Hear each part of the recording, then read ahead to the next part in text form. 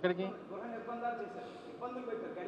ఎవరు చేశారు ఎవరు చేశారు ఎవరు చేశారు ఆ రోజు ఎందుకు ప్రజల్లో తిరుగుబాటు వచ్చింది? చంద్రబాబు నాయుడు గారిని ఆపినప్పుడు ఎందుకు ప్రజల్లో తిరుగుబాటు వచ్చింది?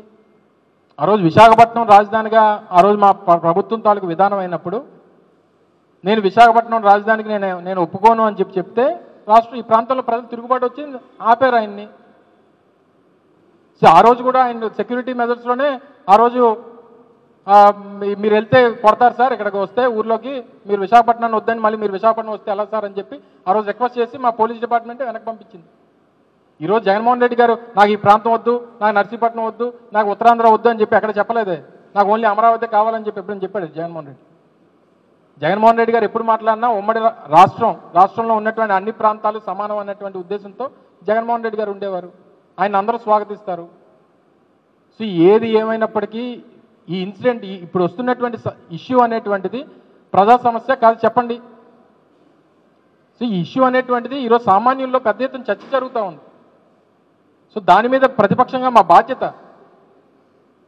దాని గురించి మాట్లాడడానికి వీల్లేదు, దాన్ని చూడడానికి వీల్లేదు అని అంటే ఇది ప్రజాస్వామ్యం కాదా అనేటువంటిది ప్రజలు నిర్ణయిస్తారు త్వరలో మళ్ళీ. Thank you.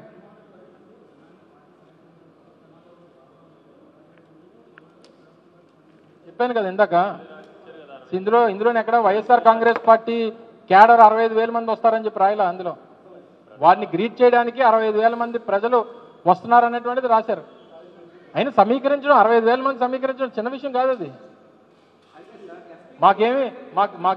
మాకేమి అధికారం లేదు, మాకేమి ఆర్టీసీ బస్సులు లేవు, మాకేమి కంపెనీలు బస్సులు ఇచ్చినటువంటి పరిస్థితులు లేవు.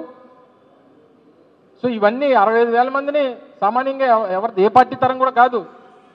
కేవలం ప్రజల్లో వ్యతిరేకత ప్రభుత్వాల మీద ఉంటేనే జరుగుతుంది. దానికి ఈ పోలీస్ డిపార్ట్మెంట్ ఇచ్చినటువంటి సమాధానం ఒక నిదర్శనం.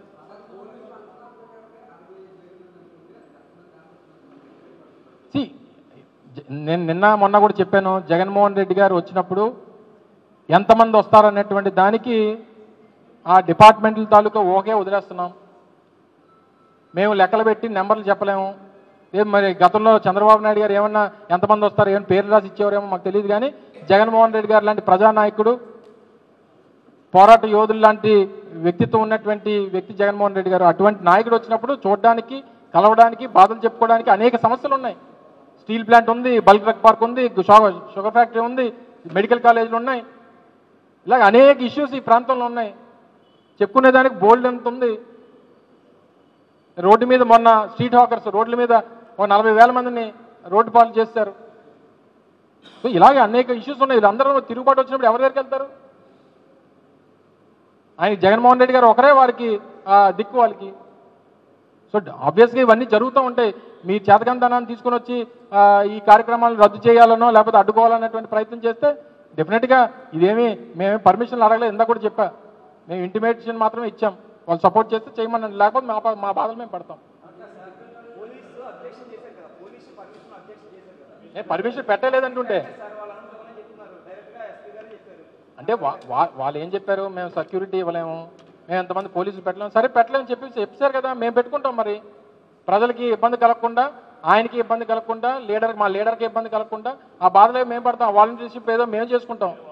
మేమే సెక్యూరిటీ వలయంగా మేమే నిలబడతాం. ఎందుకు వస్తుంది? లా అండ్ ఆర్డర్ ఇష్యూ వస్తుంది. గొడవ పెడితే లా అండ్ ఆర్డర్ ఇష్యూ వస్తుంది. గొడవకి ఎవడు వెళ్తున్నాడు? ఇప్పుడు సమస్య మీద వెళ్తున్నాం మేము. ఆయన ఏదో విశాఖపట్నంలో India south Africa women's cricket match ఉందా, మేము మ్యాచ్ ఆపుతామన్నాం. ఏమన్నా వాళ్ళు ఆడుకున్న వాళ్ళు ఆడుకుంటారు. వాళ్ళని ఏం అడ్డుతామని చెప్పలేదే, అటువైపు వెళ్తామని చెప్పలేదే. సమస్య మీద మాట్లాడతామని చెప్తున్నాం. సమస్యని ప్రజలకు చెప్పాలనేటువంటి ప్రయత్నం చేస్తున్నాం తప్ప వేరే ఆలోచన మాకేం లేదు. మాకు గొడవకు రాలేదు అసలు. మేము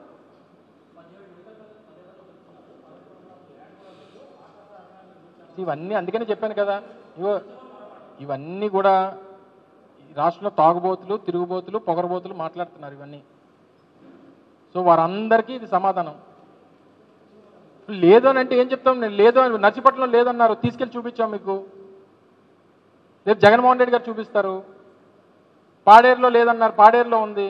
పులివెందుల్లో లేదన్నారు, పులివెందుల్లో అసలు మాకు సీట్లే అవసరం లేదని రాశారు. సో అందుకని లేవని ఎవరంటున్నారో వారికి చూపించడానికే జగన్మోహన్ రెడ్డి గారి పర్యటనలు. సో దయచేసి అవకాశం ఇస్తే ప్రజలకు వాస్తవాలు అనేటువంటిది తెలుస్తాయి అనేటువంటిది మా ఉద్దేశం. Thank you.